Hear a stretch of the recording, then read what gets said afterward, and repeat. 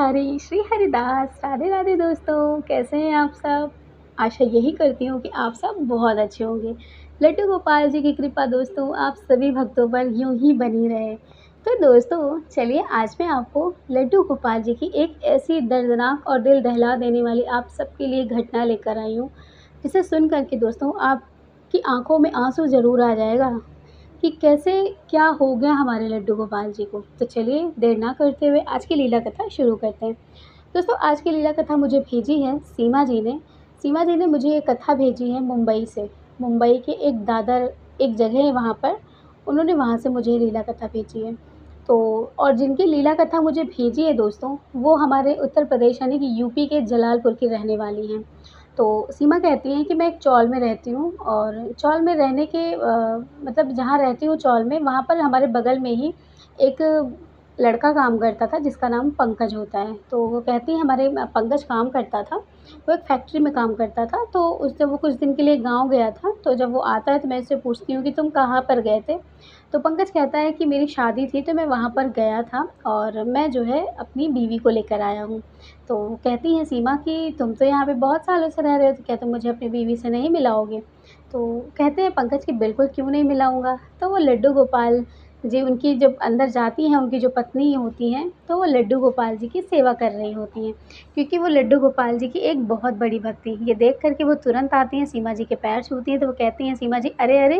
मेरा पैर क्यों छू रही हो?" तो कहती हैं कि आप मुझसे बड़ी हैं ना, आप मेरी बड़ी बहन हुईं, तो आप मेरे अब इसलिए मैं आपके पैर छू रही हूँ। सीमा जी बहुत खुश हो जाती हैं, वो कहती हैं कि मैंने पहली बार ऐसे संस्कार वाली औरत देखी, जिसने आते ही एक अनजान इंसान के भी पैर छू लिए। उसके बाद उसको गले लगाती हैं, कहती है अब आज से पैर नहीं, अब गले लगते हैं। पंकज भी ये देखकर बहुत खुश हो जाते हैं कि चलो मेरी पत्नी को कम से कम अच्छा तो लगा। उसको कोई तो सहेली मिली, तो वो सीमा जी से कह देते हैं कि आप इनका ख़्याल रखिएगा और हाँ, हमारे पास लड्डू गोपाल जी हमारे, जो हम सब उनसे बहुत प्यार करते हैं। हमारी पत्नी लड्डू गोपाल जी की सेवा बहुत सालों से कर रही हैं और मतलब बहुत सालों से कर रही हैं, क्योंकि वो अपने मायके में भी सेवा करती थी।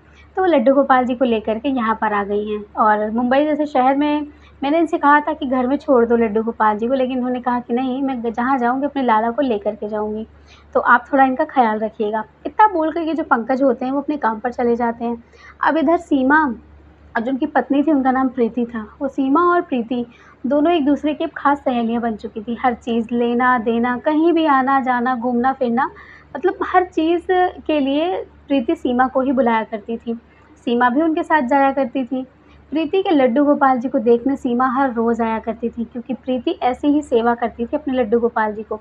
ऐसी सेवा की ये देख कर के ना सीमा की बिल्कुल आँखों में आँसू आ जाते थे। वो ऐसे भाव से, मतलब एक अपने बच्चे के भाव के जैसे सेवा करती थी कि मेरा बेटा है। वो अपने एक सीने से लगा के कहती थी कि मेरा छोटू-सा बेटा है, मुझसे बहुत प्यार करती हूँ मैं इससे। मतलब ऐसा भाव मैंने पहले पहले कभी नहीं देखा किसी के, मतलब कभी नहीं देखा, वो कहती हैं।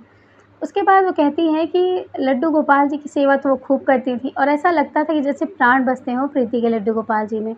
एक दिन मैंने ऐसे ही कहा कि अगर मैं तुम्हारे लड्डू गोपाल जी को उठा ले जाऊँ तब क्या करोगी?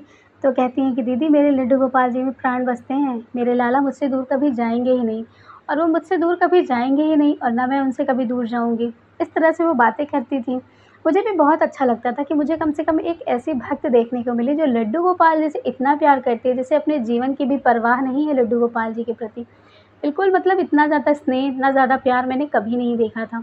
उसके बाद सीमा जी कहती हैं कि वो जहाँ पर रहती थी उनके पास एक ही कमरा था। एक कमरा था, उसी में हमारा बेडरूम होता है, उसी में हमारा किचन होता है और उसी में हमारी सारी चीज़ें होती हैं। तो लड्डू गोपाल जी के रखने के लिए उसके पास जगह नहीं थी, वो कहीं भी रख देती थी, क्योंकि लाला को रखना, उनकी सेवा करना, उनको अच्छी जगह रखना पड़ता है। तो उस जगह पे नहीं थी, मतलब उनके यहाँ जगह नहीं थी। तो सीमा जी से वो कहती हैं कि मैं बहुत इधर-उधर रख चुकी हूँ लाला को अपने, मैं चाहती हूँ कि मैं एक छोटी-सी मंदिर लेकर आऊँ। तो सीमा कहती हैं कि बिल्कुल चलो। तो सीमा जाती हैं प्रीति के साथ और वो वहाँ से एक सुंदर-सा मंदिर लेकर आती हैं। मंदिर बहुत ही छोटा-सा था क्योंकि उनको वो लगा सकें, तो उनको किचन में एक जगह मिलती है, तो वो जो है वहाँ पर लगा देती हैं मंदिर को, वहीं पे लड्डू गोपाल जी को स्थापित कर देती हैं। अब जाकर के प्रीति को थोड़ा-सा मन से खुशी मिली थी कि चलो मेरे लड्डू गोपाल जी के लिए भी इस घर में भी स्थान हो गया। सीमा और प्रीति हमेशा अपने गाँव की बात करती हैं। सीमा कहती है कि मैं तो हमेशा यहीं पे पली-बड़ी हूँ। प्रीति कहती हैं कि मैं तो यहाँ की हूँ ही नहीं, मैं तो गाँव में रहती हूँ और मुझे गाँव बहुत अच्छा लगता है। हस्बैंड ने बोला कि ज़रूरी है चलना यहाँ से, क्योंकि अगर हम नहीं चलेंगे तो उनको यहाँ पर काम भी होता है, खाना नहीं बना पाते, वो बहुत प्रॉब्लम होती है। तो इसी वजह उन्होंने कहा कि तुम चलो मेरे साथ, वरना मैं आती नहीं यहाँ पर। सीमा कहती है कि अच्छा किया आप चली आई यहाँ पे, आपकी वजह से हमारा भी मन लग गया। इधर चौल में मतलब जब वो सुबह जो प्रीति होती हैं, जब वो आरती करती हैं ना, तो पूरे चौल के लोग जो अगल-बगल के थे ना, वो बिल्कुल इतने खुश हो जाते, इतने प्रसन्न हो जाते कि लोग सुबह-सुबह नहा धोने के बाद प्रसाद माँगने आ जाते थे कि हमको आप अपने लड्डू गोपाल जी का प्रसाद दे दीजिए। ये सुन देख कर के मतलब बहुत ज़्यादा प्रीति खुश हुआ करती थी कि मेरे लड्डू गोपाल जी के चर्चे यहाँ भी हैं, और मुझे बहुत अच्छा लगता था। प्रीति इसी तरह से लड्डू गोपाल जी की खूब सेवा करती दोस्तों, बहुत सेवा करती थी। हर समय उनको खिलाना, उनको भोग लगाना, उनको वस्त्र बदलना, मतलब सारी चीज़ें करती थी कि मेरे लाला को कोई तकलीफ़ ना होने पाए। इस तरह से वो उनकी सेवा करती थी। दोस्तों एक बार की बात है, फिर सीमा जी कहती हैं कि कुछ मतलब समय बीत गया, महीने 2 महीने बीत गए, सब कुछ अच्छे से चला। लेकिन एक दिन की बात है, प्रीति मुझसे बाहर बात करने के लिए आई। उसने कहा कि आज मैं थोड़ी देर आपसे बात कर लेती हूँ, वैसे भी टाइम अब नहीं मिलता है। शुरू-शुरू में हम बातें करते थे, अब बात करने का वक़्त ही नहीं मिलता। तो कहती कि मैं खाना बना रही हूँ, तो खाना उन्होंने गैस पर चढ़ा दिया हुआ था और लड्डू गोपाल जी को भी उन्होंने वहीं पर बैठाया हुआ था। तो बहुत काफ़ी देर तक वो एक-दूसरे से बातें करती हैं, और बात करने के बाद दोस्तों, फिर अचानक से उनको याद आता है कि मैंने तो गैस पर दाल चढ़ाई हुई थी। तो सीमा कहती हैं कि जा कर के देख लो, तो वो जाती हैं देखने के लिए। वो कहती हैं कि अभी सीटी नहीं दे रहा है, जब सीटी देगा फिर मैं चली जाऊँगी। काफ़ी देर हो जाती है दोस्तों, 20 से 25 मिनट से आधे से कुछ ज़्यादा घंटे हो जाते हैं, लेकिन दाल सीटी नहीं देती है। और सीमा को इसलिए मतलब प्रीति को इसलिए नहीं पता चल रहा था, क्योंकि सीमा से वो बात करने में बहुत ज़्यादा व्यस्त हो गई थी, और वहीं पर दोस्तों उन्होंने लड्डू गोपाल जी को भी बिठाया हुआ था। वो आती हैं, फिर थोड़ी देर में आती हैं, देखती हैं तो दाल वैसी की वैसी पड़ी हुई है। तो लड्डू गोपाल जी से कहती हैं कि लाला, भूख नहीं लगी है क्या? आज दाल देखो बनने में कितना देर हो रहा है, हो सकता है कि गैस धीमा जल रहा हो हमारा, इसलिए ऐसा हो रहा हो। कोई बात नहीं, खाना बन जाएगा, मैं तुम्हें तुरंत भोग लगाऊँगी। वो इस तरह से बातें मीठी-मीठी लड्डू गोपाल जी से कर रही थीं। करने के बाद दोस्तों अचानक से कुछ ऐसा वहाँ पर हुआ जिसकी कल्पना करना भी बिल्कुल, कोई कल्पना भी नहीं कर सकता उस चीज़ की। तो वो मतलब जैसे ही वो सोचती है कि काफ़ी देर हो गई है, हमारी सीटी नहीं उठी है। उसके बाद वो लाला को भी वहीं बैठाए रहती हैं, वो कहती हैं, "लाला, क्या हुआ है आज खाने में? लगता है आज लड्डू को मेरी भूख नहीं लगी है, तभी आज इतना लेट करवा रहे हो।" बस वो इतना बोली ही थी दोस्तों, उसके बाद कुछ ऐसा वहाँ पे इतनी तेज़ धमाका हुआ कि जो सीमेंट का जो टीन का उनके यहाँ छत पड़ा हुआ था ना, वो पार हो गया दोस्तों। जो कुकर की लिड यानी कि जो ढक्कन था उसका ना, वो इतनी ऊपर से उछल करके मतलब जो उनका टीन था वो फट करके ना उस पार चला गया। इतनी तेज़ की आवाज़ से पूरा जो चौल था वो हिल जाता है। लोग भागने लगते हैं, लोग भाग-भाग कर आते हैं कि क्या हो गया, क्या हो गया? तभी जो प्रीति होती है ना, वो अपना मुँह ऐसे नीचे अलमारी के नीचे घुसा करके वहीं डर के मारे चुपचाप बैठी हुई थी, कि उनको बहुत तेज़ डर लग रहा था। उधर पूरा दाल दोस्तों, जहाँ पर लड्डू गोपाल जी को उन्होंने बिठाया हुआ था, पूरा दाल उन्हीं के ऊपर गिर पड़ा। ऐसा लग रहा था पूरे गरम-गरम दाल से हमारे लड्डू गोपाल जी, हमारे कान्हा जी जल चुके थे दोस्तों। बिल्कुल एकदम इतना देख कर के प्रीति की चीख निकल पड़ती है। लोग जो बाहर खड़े हुए थे वो देखते हैं और प्रीति को तुरंत बाहर निकालते हैं। वो कहते हैं, "क्या हुआ? आपको कहीं लगी तो नहीं? आप जली तो नहीं?"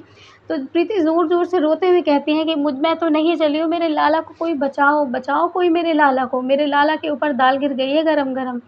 इतना सुन कर के जो मतलब अगल-बगल के लोग थे, यहाँ तक कि जो सीमा जी थी वो भी आ जाती हैं, वो तुरंत जाती हैं लड्डू गोपाल जी के ऊपर पानी डालती हैं लोटे से भर के। उसके बाद तुरंत उनको तौलिए में लपेट कर के बाहर लाती हैं। पूरा घर बिखर चुका था, एकदम ख़राब हो गया था दोस्तों। दाल चारों तरफ फैली हुई थी गरम-गरम। सब लोग कहते हैं कि आपके ऊपर बे एक छींटा नहीं पड़ा, ये बहुत अच्छी बात है। लेकिन फिर वो कहती हैं कि मेरे ऊपर नहीं पड़ा, अरे मैं ही जल जाती तो बहुत अच्छा होता। मेरे लाला को नहीं जलना था। इतना कह कर के वो इतना फूट-फूट कर रो रही थी दोस्तों कि सीमा कहती हैं कि मैं बता नहीं सकती, मैंने पहली बार देखा कि कोई भक्त को भगवान के लिए रोते। कि मेरे भगवान जल गए हैं, उनको ठीक करा दो कोई। ऐसे पागलों के जैसे वो चिल्ला-चिल्ला कर कह रही थी। सीमा कहती हैं कि मैंने उनसे कहा कि कोई कोई नहीं जाएगा, मैं हूँ ना, मैं चलूँगी तुम्हारे साथ, बताओ कहाँ चलना है? वो कहती हैं सीमा से कि दीदी आप मुझे मेरे लड्डू गोपाल जी को डॉक्टर के पास ले चलिए। देखिए मेरे लड्डू गोपाल जी का शरीर बिल्कुल काला पड़ चुका है। और दोस्तों ऐसा हुआ भी, जो लड्डू गोपाल जी कल तक बहुत ही सुंदर, बहुत ही चिकने से थे, आज लड्डू गोपाल जी के पूरे शरीर को काला कर दिया था उस दाल के गिरने की वज़ह से, यानी कि सच में हमारे लड्डू गोपाल जी जल गए थे।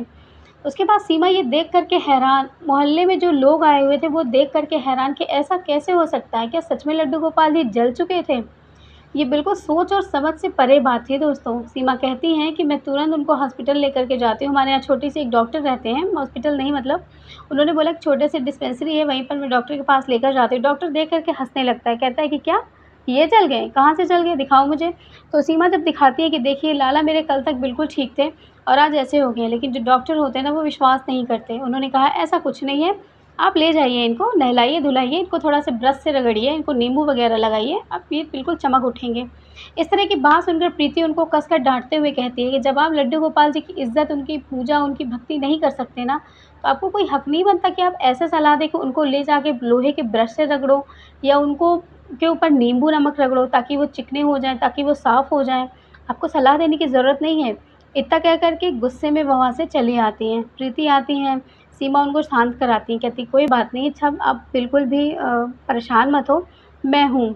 उसके बाद वो कहती हैं कि मतलब अपने गाँव में फ़ोन करती हैं अपनी मम्मी के पास। अपनी मम्मी के पास फ़ोन करती हैं, तुरंत उनकी मम्मी कहती हैं कि बेटा इनको चंदन का लेप लगा दो लाला को, लाला सच में जल चुके हैं। और ये देख कर के बिल्कुल हैरान हो गई थी सीमा बिल्कुल हैरान हो गई थी कि सच में लड्डू गोपाल जी के पूरे शरीर में काला पड़ गया, ऐसा कैसे हो सकता है? अभी मैं सुबह ही तो आई थी आरती के लिए, मैंने देखा कि लाला बहुत सुंदर चमक रहे थे और आज ऐसा कैसे हो सकता है? सीमा जी कहती हैं कि दीदी ये मेरे सोच और समझ से बिल्कुल परे था कि ऐसा कैसे हो सकता है। उसके बाद उनके पास चंदन नहीं था, मैंने तुरंत दुकान से चंदन मँगवाया, उनके लिए सारी चीज़ें मँगवाई और लड्डू गोपाल जी को तुरंत लेप लगवाया। लेप लगवाने के बाद शाम को उनके हस्बैंड आते हैं, उनके हस्बैंड देख कर के बिल्कुल उनका भी दिल दहल उठता है, क्योंकि वो भी लड्डू गोपाल जी से बहुत ज़्यादा प्यार करते थे। तुरंत कहते हैं कि मैं लड्डू गोपाल जी को ऐसा करते हैं, हम यहाँ पर नहीं रहेंगे, अब हम गाँव चलेंगे, क्योंकि हमारे लड्डू गोपाल जी को अगर ऐसा कुछ हो गया तो मैं कभी ज़िंदा नहीं रह पाऊँगा।